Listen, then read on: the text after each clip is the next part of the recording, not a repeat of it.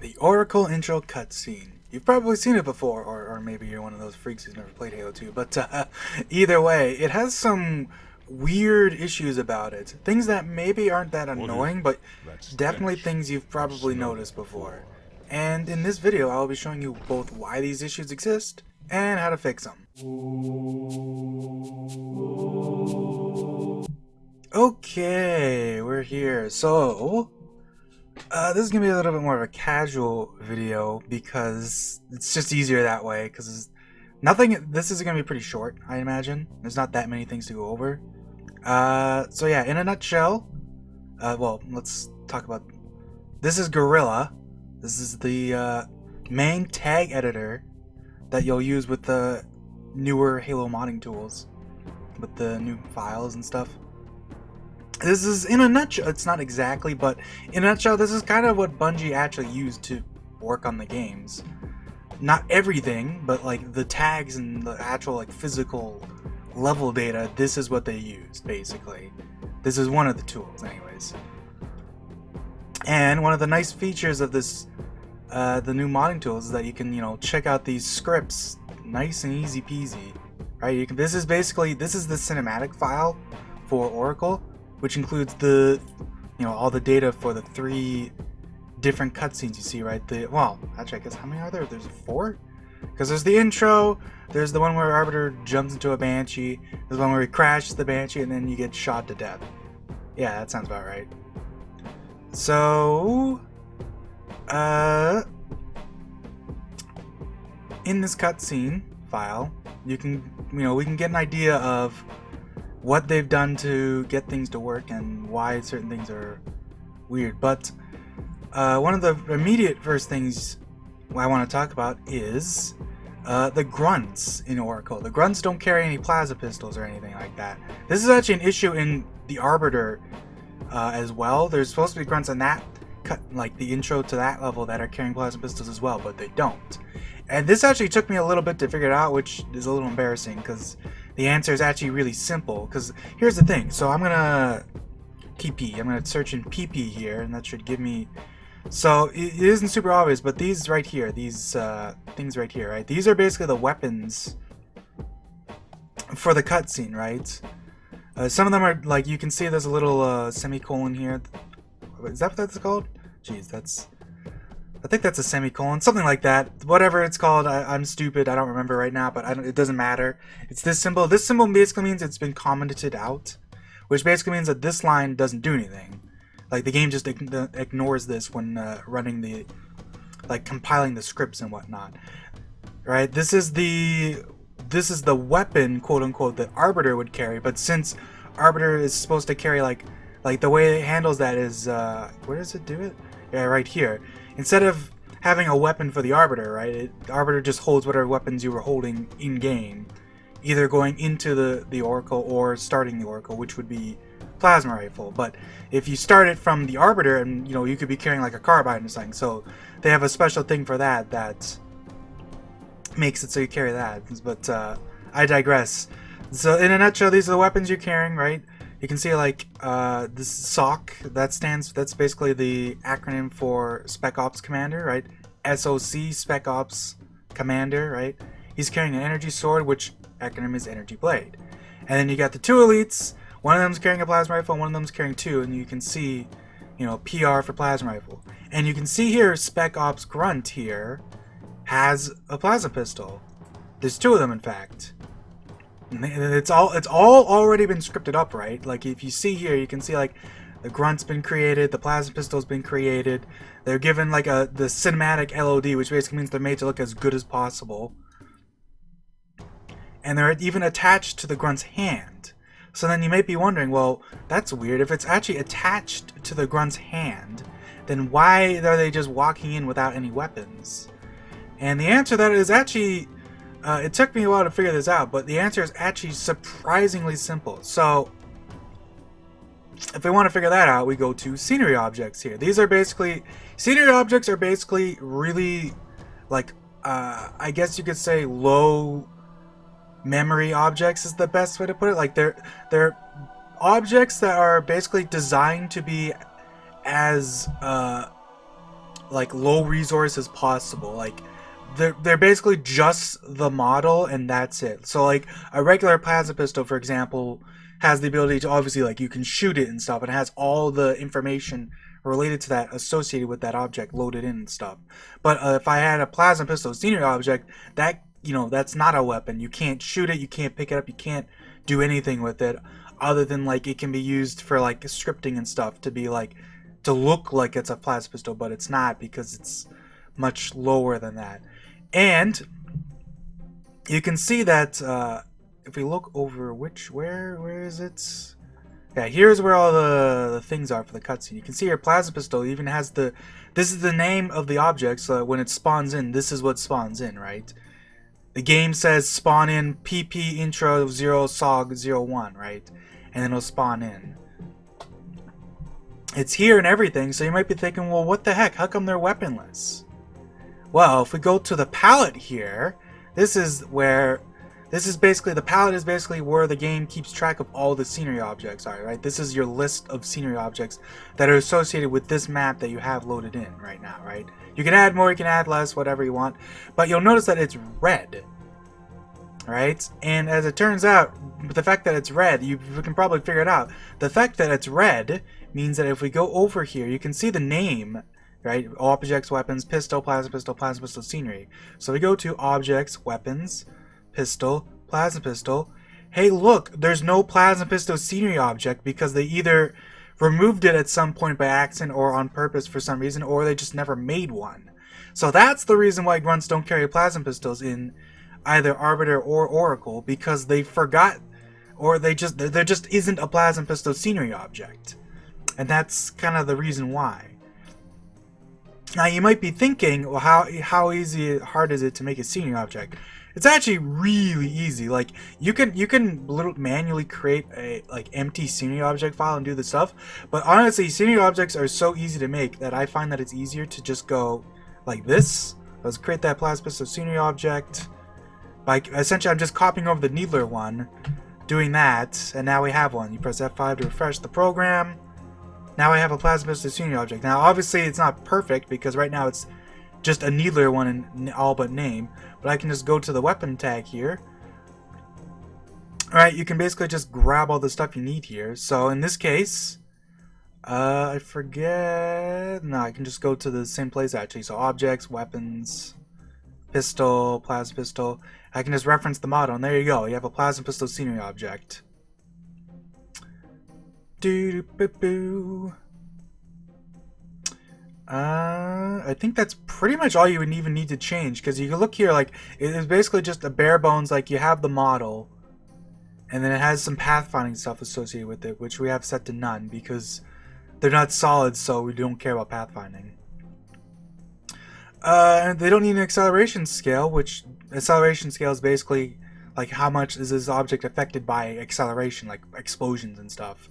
We don't need that, so we can just go ahead and save that.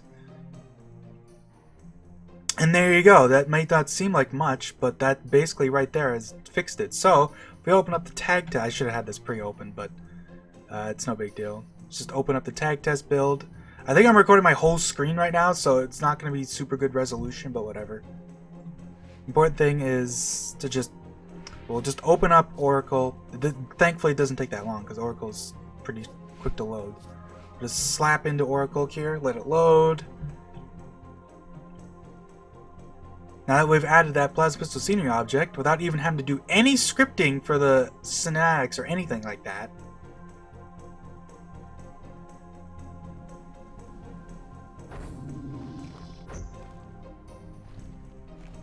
Hey look, they're carrying plasma pistols, imagine that! Wow! It's so easy. Alright. Now that's not the only thing we can do with this level, because there's another thing you've probably noticed, right? Which is that when the cinematic ends, right, it kind of like ends and then Arbiter kind of gets deleted before the screen fades to white, which is obviously kind of an oversight. That is actually very easy to fix because I forget exactly where it is, but basically there's a point where, yeah, right here actually, just right here. So you can see it fades out and then it destroys all objects containing intra 0 in the name, which basically means every object in that cutscene gets destroyed. The thing is that the obvious flaw here is that they should not delete it, so like they delete it right here, but there's no like gap between fading out. So as soon as it starts to fade out, it'll immediately destroy everything, including Arbiter. So all you can actually fix that really easily. All we have to do is go to sleep. Right, we can just make a sleep 30 command, which sleep basically tells the game to not do anything here until the amount of frames have passed. So in this case, sleep 30 is 30 frames, which is actually compensated for with MCC stuff and Vista stuff because they actually thought of that. So even though the game runs at 60 frames a second now in newer versions of the game, sleep 30 is still like it's properly like scaled. So sleep 30 essentially is still a second. You could think of it that with MCC, sleep 30 is essentially 60 instead of 30 because it's 60 frames, but it still properly sleeps for 60. So all we have to do is put that there. I can go ahead and copy this, slap it in there, save it, and that's literally all I have to do. Now we'll open it up, go over here to Oracle, load that up, we'll watch our fancy cutscene again. Let it load. And let's watch.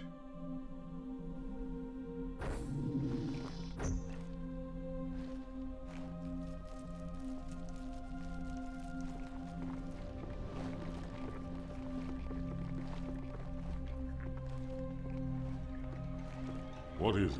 That stench. I've smelled it before.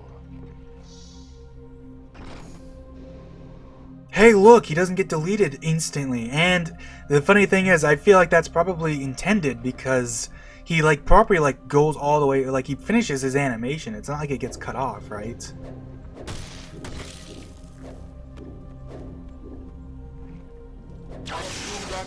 Okay, sorry. I'm getting distracted by the fact that I have this fancy sword. But yeah. There is actually one more thing you can do though. And this one's not really like obvious, but I'll open up this one. I have a example here too for when we figured this out. But if you were paying attention, you'll notice that there's a little thing when we start the cutscene that says Blade Activate. So right here we actually have the command right away. Spec Ops Commander Blade Activate. It sleeps for 5 and then it sets the permutation of his blade to default and it prints Blade Activate into the debug console. And so you might be wondering, well, what exactly does this do? Well, it's probably pretty obvious, but basically this is what sets up his energy sword to act. Like you can tell by the name, right? It's supposed to activate.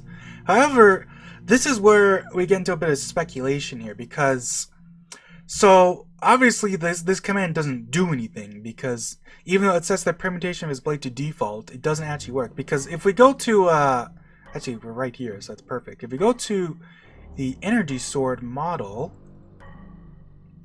you can see that it has a variant called No Blade. Right? No Blade is essentially just the version of the sword that's just the handle without the blade. And in fact, if we go to the scenario, go to Flood Lab, we go to the weapons resources here, we can go find the sword. I forget where it is. Oh no. I'm goofing up here. We have to go to the scenery because that's not an actual weapon. That's just a scenery object. Yeah. So we go to Energy Blade here. You can see that if we go to right here, the variant is called No Blade. So the sword that's being used in that cutscene is the one that's not supposed to have a sword with it. But it seems like they intended for it to activate during the cutscene in some way. Maybe. We aren't sure about that though. You can't really be sure because here's the thing. It's possible that they just... This is where it gets a little weird, basically. So it's possible that they decided that they just didn't want the sword to activate during the cutscene. But usually when they do stuff like that, they'll comment it out. And you can even see, like, there's a lot of stuff here. Like, you even see, like, all the leftover stuff for Arbiter here, right? all the stuff for all his weapons is just commented out instead of deleted, because they decided, maybe at some point we'll, maybe we'll do something about that. Maybe we'll, change it back later. But there's nothing here for that, and it's very strange because it still runs, right? They never commented this part out, right? So as soon as the cutscene starts, it sleeps for 5 frames, and then it gets told, okay, set his blade to the default variant, which has the, the sword activated. But it doesn't actually work because there's more to it than just this. You have to do a couple things. And if I go to my, my example script here, I even added some comments about it, like added sword sound here because otherwise this is pointless. I made it sleep for 210 because that just seems like a good amount to have it. So not only do you need to have it, change the permutation, you also need to set the function to tell it to turn on. Because even when you have the no blade sword, right, when you first, activate the sword as like a weapon, right, the sword doesn't come out right away, right, it has to do a thing. And I set everything up. This is not something I came up with myself, This is actually basically just taken from the Arbiter cutscene, because the Arbiter cutscene has basically this exact same script set up. It just, without, this is just set up for Spec Ops, dude, Mr. Halfjaw. So they already had a script set up for this. They just didn't add it to this cutscene for some reason. At least they didn't add all of it, which is so weird to me. So this is just pure speculation on my part. But if we go ahead and replace this, actually, since I already have everything set up, I can just do this. Actually, no, I shouldn't do that, because I think this is, I made this, actually, well, whatever, it doesn't matter. I'm just going to copy the specific script here. So where am I? Right, let's go up. You kind of see some stuff there. So yeah, I'm just going to copy this over to this one. And that'll be pretty much it for this. I'm just going to quickly copy this over. And this is basically what the cutscene looks like when fixed, quote unquote. I don't even know if that's true. Because, like I said, it's pure speculation. The script is there, it does nothing, but it is activated. You can hear the blade get activated. And hey look, he has a sword. Imagine that. But it's hard to tell if they actually wanted it to activate. I've smelled it before. Or if they just wanted it to be like, tee-hee, we changed our minds. But it's weird if that's the case, because there's no like remnants of it like there usually is. Anyways, I'll just have it play one more time without me blabbing my fat mouth. So yeah, anyways, see you guys later.